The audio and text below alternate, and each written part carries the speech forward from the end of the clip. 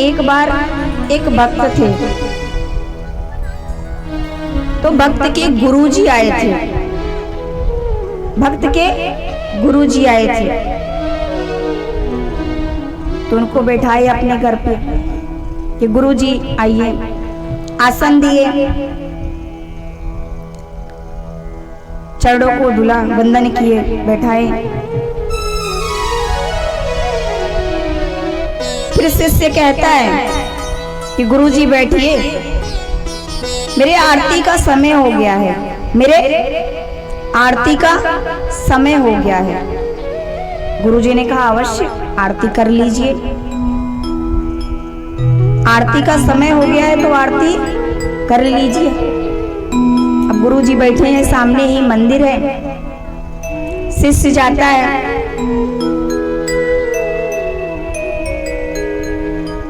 आरती की थाल सजाता है।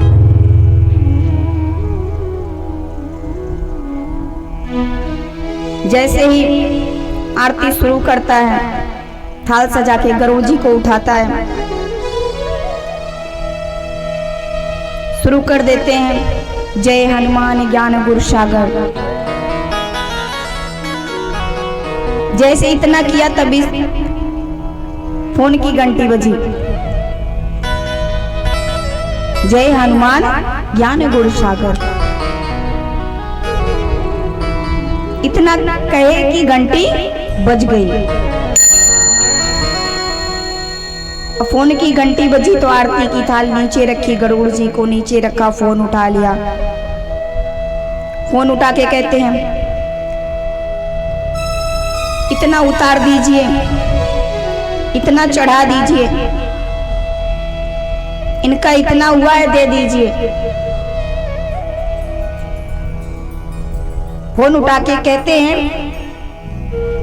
तुरंत इसको लदवा दो, वहां से सामान यहां उठवा के रख दो, वहां से इतना लाना है, इतना कर दो। फोन रखा, फिर गरुड़ जी को उठाए, आरती की थाल उठाई, आरती को आगे बढ़ाया। आरती करने के बाद गुरुजी के पास आए। जो एक गुरुजी के पास आए, गुरु चरणों में गिर गए।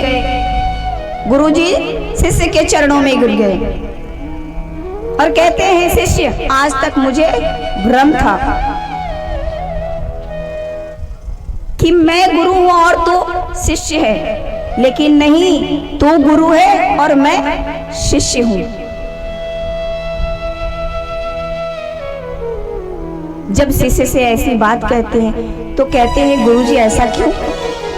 आप तो मेरे गुरु हैं और मैं आपका शिष्य हूं, फिर आप ऐसा क्यों कह रहे हैं कि मैं गुरु हूं और आप शिष्य हैं?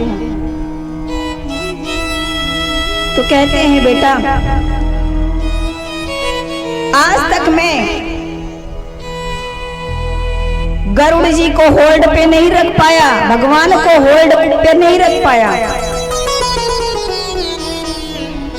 लेकिन आज तूने वो कर दिखाया जो जीवन में मैंने कभी किया नहीं। तूने भगवान को होल्ड पे रख दिया,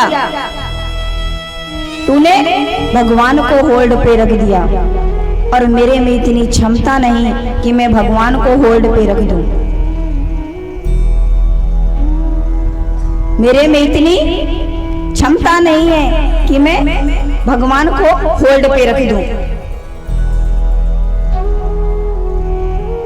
तू कितना महान है, इसलिए तू मेरा गुरु हुआ और मैं तेरा शिष्य।